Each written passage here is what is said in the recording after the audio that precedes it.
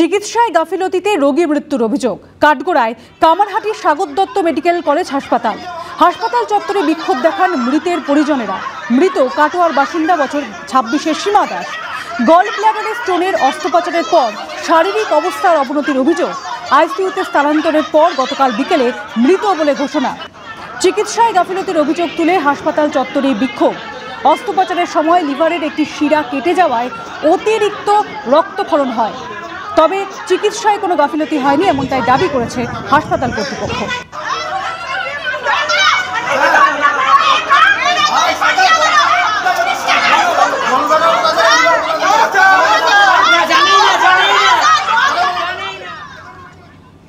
অভিজিৎ গঙ্গোপাধ্যায়ের বিরুদ্ধে খুনের চেষ্টা, শ্লীলতাহানি সহ একাধিক জামিন অযোগ্য ধারায় মামলা রুজু করল পুলিশ।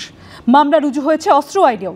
তমলুকে অশান্তির ঘটনায় তৃণমূলের প্রাথমিক শিক্ষক সমিতির নেতার অভিযোগের প্রেক্ষিতে এফআইআর দায়ের করেছে পুলিশ, যদিও বিষয়টিকে গুরুত্ব দিতে নারাজ তমলুকের বিজেপি প্রার্থী। রাজনীতির ময়দানে নামার পর প্রথম এফআইআর দায়ের হলো অবসরপ্রাপ্ত বিচারপতি অভিজিৎ গঙ্গোপাধ্যায়ের বিরুদ্ধে।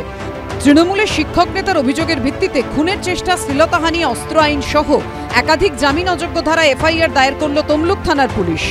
কিন্তু ঘটনাস্থলে না থাকা সত্ত্বেও কিভাবে অভিযুক্ত হলেন তিনি, উঠছে প্রশ্ন।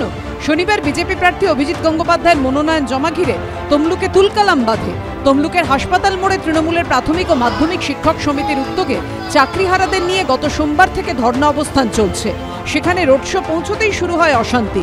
বিজেপির দাবি, তাদের রোড শো সেখানে পৌঁছতেই তৃণমূলের মঞ্চ থেকে চোর স্লোগান দেয়া হয়।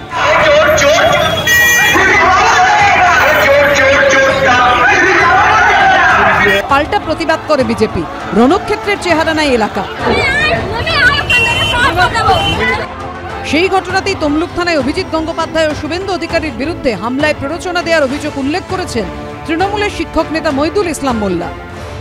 এমনকি আগ্নেয়াস্ত্র নিয়ে মহিলার ওপর হামলায় প্রত্যক্ষ প্ররোচনা দেওয়ারও অভিযোগ করেছেন তৃণমূলের শিক্ষক নেতা। অভিজিৎ গঙ্গোপাধ্যায়ের বিরুদ্ধে শিক্ষক সমিতির সদস্যদের চাকরি বাতিল করার হুমকি দেওয়ার অভিযোগও তোলা হয়েছে। ওই অভিযোগের ভিত্তিতে তমলুক থানার পুলিশ 50-এর বেশি ব্যক্তির বিরুদ্ধে এফআইআর দায়ের করলেও তাতে নাম রয়েছে শুধুমাত্র বিজেপি প্রার্থী অভিজিৎ গঙ্গোপাধ্যায় ও বিজেপির যুব মোর্চার নেতা প্রশান্ত দাসের। তাদের বিরুদ্ধে 307 অর্থাৎ খুনের চেষ্টা, 354 বি অর্থাৎ শ্লীলতাহানি, 506 অর্থাৎ ভয় দেখানো, অস্ত্র আইনের 25 ও 27 সহ একাধিক জামিন অযোগ্য ধারায় মামলা রুজু করা হয়েছে। অভিজিৎ গঙ্গোপাধ্যায় এবং শুভেন্দু অধিকারী তার ইন্ধনে এবং নেতৃত্বে একদল উন্মত্ত বিজেপির গুন্ডা বাহিনী আমাদের গণতান্ত্রিক পদ্ধতিতে চলা ধর্ণা মঞ্চ, অনশন মঞ্চে এসে অ্যাটাক করলো। মিথ্যে মামলা তো কতই হয়, দেখা যাবে। যারা এটা করছে তারা কতদিন বাঁচে সেটা দেখব এইসব মামলা মকদ্দমার হাত থেকে। বিজেপি সূত্রে দাবি, অশান্তির সময় ঘটনাস্থলেই ছিলেন না অভিজিৎ গঙ্গোপাধ্যায়। ঘটনাস্থল থেকে 1.5 থেকে 2 কিলোমিটার দূরে হুটখোলা গাড়িতে ছিলেন তিনি। এরপরও কিভাবে অবসরপ্রাপ্ত বিচারপতি ও বিজেপি প্রার্থীর বিরুদ্ধে একাধিক গুরুতর ধারায় মামলা রুজু করল পুলিশ, প্রশ্ন বিজেপি।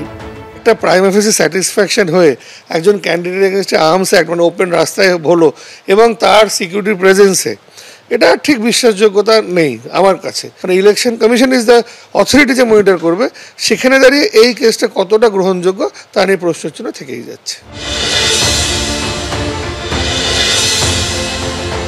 যে করলে করতে পারে, পুলিশের নাম তো মমতা পুলিশ। কার কি হয়েছে? ডেলি তো সপাটে থাপ্পড় খাচ্ছে, কোনোদিন হাইকোর্টে, কোনোদিন সুপ্রিম কোর্টে। যে মিছিলে শুভেন্দু অধিকারী নেতৃত্বে যে মিছিল চলছে, যে মিছিলে প্রার্থী অভিজিৎ গঙ্গোপাধ্যায় উপস্থিত, সেই মিছিল থেকে কিছু বাঁদর বেরিয়ে এরকমভাবে চেয়ার টেবিল ভাঙচুর করলো, পাথর ছুড়লো, আমাদের 2জন শিক্ষক শিক্ষিকাকে আহত করলো। তো এফআইআর তাদের নামে হবে না তো কার নামে হবে? রাজ্যপালের বিরুদ্ধে শ্লীলতাহানির অভিযোগ ঘিরে ইতিমধ্যেই তোলপাড় রাজ্য রাজনীতি। আর এবার অবসরপ্রাপ্ত বিচারপতির বিরুদ্ধেই খুনের চেষ্টা, শ্লীলতাহানি, অস্ত্র আইন সহ একাধিক জামিন অযোগ্য ধারায় মামলা রুজু করল পুলিশ। বিজন চক্রবর্তী, সৌভিক মজুমদার ও রাজীব চৌধুরীর রিপোর্ট, এবিপি আনন্দ, পূর্ব মেদিনীপুর।